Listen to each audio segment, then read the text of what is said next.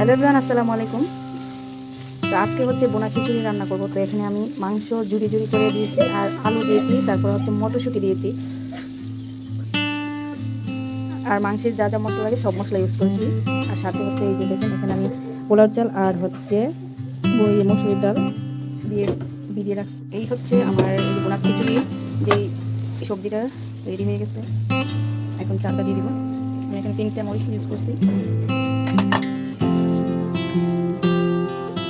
পাতলা খিচুড়ি হবে গরুর মাংস দিয়ে।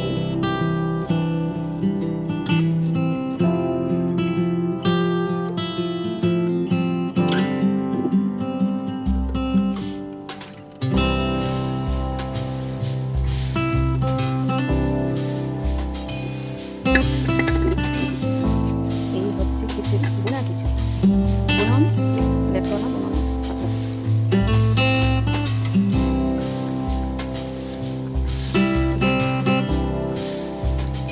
আর সাথে রান্না করবো হচ্ছে কিছু মরিচ আর কাঁচামরিচ করা দিয়ে হচ্ছে যে টমেটো আর হচ্ছে ক্যাপসিকাম দিয়ে এদিকে চিকেনটা বানিয়ে নিয়েছি।